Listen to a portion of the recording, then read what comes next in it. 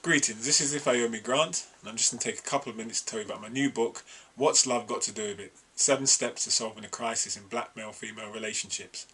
Now this is my 7th book, and if those of you who read my previous books will know there's a constant theme running through my books, which is generally how did we get in the mess we're in and how do we get out of it. And in this new book I'm going to continue that theme and take you through all the issues and problems involved in black male-female relationships that promote so much controversy and argument and he said, she said. But I'm going to do something different than most books. I'll give you solutions at the end. So what I want to do now is just take you through the 7 steps in the book and then encourage you, of course, to buy this exciting new book and tell all your friends about it. So, step 1, what's it all about? In this section, we're going to look at what is the actual purpose of a relationship. What's it about beyond feeling good and finding somebody who gets your hormones racing? What's the broader social and spiritual base of a relationship? Step 2, what went wrong? So how do you get to this point where if you ask most black men and women about black relationships, you'll end up with a long conversation that will take much of your time. We want to find out how do things go wrong and what are the key steps that we need to address in terms of transforming black male-female relationships. So I'm going to concentrate mainly in this step on the UK and US as examples and take over the last 50 or 60 years and explain some of the major changes that took place beyond personal psychology. Step 3. What is your experience of relationships and what's it tell you about yourself? So this is a step where you actually look in the mirror and actually think about the choices you make, who you've been with, and what does that tell you about what you really want as opposed to what you probably need, which is better for you.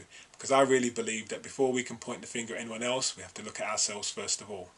Step 4, finding Mr. or Ms. Right. So what are the things you can do to actually find that perfect soulmate? Well, maybe not perfect, but somebody who would be a good complementary match for you. And so I'm going to give you some ideas about things you can do, some tools to use, some exercises where you can look at your past relationships, analyse them and find out what really motivates you in choosing a partner. Step 5, understanding yourself and who you're dealing with. This is the most light-hearted section. We're going to look at 31 behavioural personality types commonly found amongst black people in the West. Just to give you an example, the alpha male Gallus is a figure I'm sure you'll be very familiar with, and on the female side, the narcissistic beauty. So beyond that there's 29 others, and I'll give you a quick rundown, pen picture of these type of personalities, and maybe you'll see some of your past partners and maybe even some of your current partners in those pen pictures. Step 6, understanding the impact of the media on black self-image and relationships. Here I'm going to give you an explanation of 8 recurring stereotypes of black people in the media, particularly in Hollywood and on TV programs, and the effect that these stereotypes have on our self-image. So again, an example on the female side would be the mammy, which we can date back to things like Tom and Jerry, right up to current Hollywood films. And then again on the male side we've got the pimp or thug, which is a recurring kind of characterization in Hollywood films. Now these have a poisonous effect on black self-image, and I'm going to take these apart and help you to spot these in films that you watch in the future.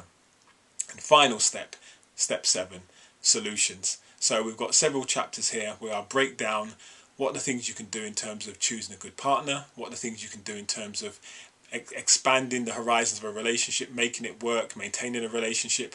What do you do for a long-term relationship when the sparkle starts to go out, and how do you maintain that? And then we finish off with a final chapter on what I call emotional hygiene, because there's a saying, an African proverb, which says the pot will smell of what's been in it. So we're going to look at what's been in your pot. Okay, that's the book. Go out and buy it, tell your friends. It's a wonderful book and I'm sure you'll find it interesting. Take care. Hotep. Here's the book.